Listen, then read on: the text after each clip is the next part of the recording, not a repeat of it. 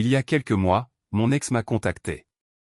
Je pensais qu'elle voulait peut-être renouer le contact, mais elle est arrivée avec un enfant de 5 ans, prétendant que c'était mon fils et exigeant une pension alimentaire. L'âge de l'enfant correspondait à la période depuis laquelle nous avions perdu contact, mais je ne la croyais pas.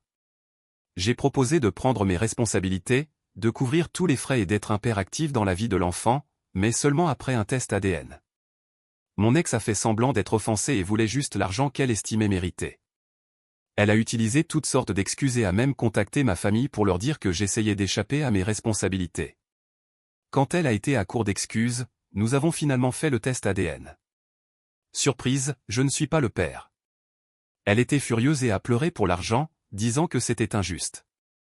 Je l'ai laissée en larmes ce jour-là et j'ai mis fin à toute communication avec elle. Plus tard, lors d'une petite fête chez mes parents, mon frère a commencé à plaisanter sur la situation avec mon ex. Mon ami et moi nous sommes joints à lui, et nous rions aux éclats quand ma sœur est apparue, très en colère. Elle m'a poussé contre le mur, ayant entendu notre conversation. Elle était vraiment furieuse et nous a crié à quel point nous étions horribles de nous moquer d'une pauvre femme. Quelques heures plus tard, une fois la fête terminée, elle m'a demandé de la rejoindre dans la cuisine avec nos parents et a commencé à répéter à quel point j'étais odieux.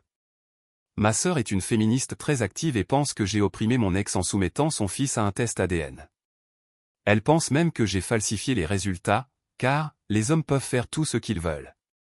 Mon frère et moi étions sous le choc quand elle a ajouté que j'avais forcé mon ex à être une mère célibataire et que j'avais une obligation morale de l'aider.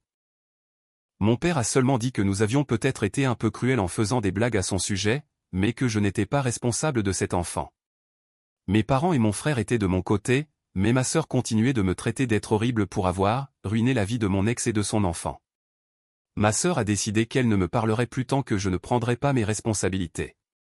Elle était totalement du côté de mon ex et, même après lui avoir tout montré, elle a affirmé que rien de tout cela n'avait d'importance, car la parole d'une femme passe en premier.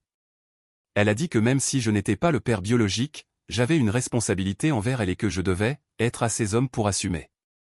Mon ex et ma sœur sont venus à mon lieu de travail avec une grande pancarte affichant mon visage, où il était écrit « Il a abandonné son enfant, un père irresponsable », et ont commencé à faire une scène.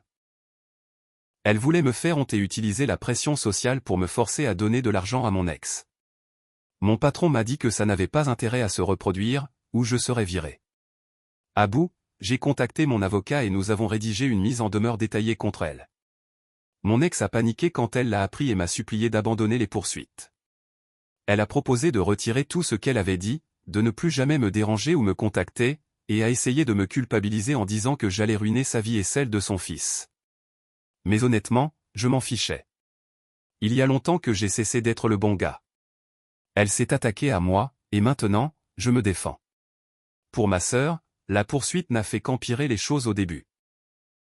Sa tentative de me faire honte à mon travail n'ayant pas fonctionné, elle s'est tournée vers les réseaux sociaux, propageant des mensonges sur le fait que j'abandonnais mon enfant et présentant mes actions en justice comme des actes de censure et de misogynie. Mais au final, ce fut pire pour elle. Non seulement je pouvais facilement réfuter sa diffamation, mais cela a également fourni plus de preuves en notre faveur. À ce stade, presque toute ma famille savait ce qu'elle avait fait. Certains pensent que ma sœur est folle. La stratégie de mon avocat était d'inclure tout ce à quoi nous pouvions penser, harcèlement, diffamation, tentative de mise en danger de mon emploi, fraude à la paternité, tout. Ma sœur a continué de prétendre que c'était du bluff et a persisté à publier tous ces mensonges sur les réseaux sociaux. Chaque mot qu'elle a publié contre moi s'est retourné contre elle lorsqu'il a été utilisé comme preuve. Mon ex a fini par accepter de compenser les dommages à l'amiable et a laissé ma sœur seule dans une bataille qu'elle avait elle-même provoquée. Quand ma sœur a réalisé l'ampleur des choses, qu'elle était désormais seule et qu'elle allait perdre, elle a paniqué. Elle a supprimé toutes ses publications et a tenté de faire comme si de rien n'était. Mais à ce moment-là, nous avions toutes les sauvegardes, captures d'écran et enregistrements nécessaires. Lors de la dernière audience de conciliation, elle s'est effondrée en larmes, me suppliant de lui pardonner et de ne pas lui faire subir ça. Mais elle s'est infligé cela toute seule. Elle a eu de multiples occasions d'arrêter, mais elle a continué à pousser et a fini par faire face aux conséquences de ses propres actions. Elle a dû me verser une somme importante, en plus de tous les frais de justice.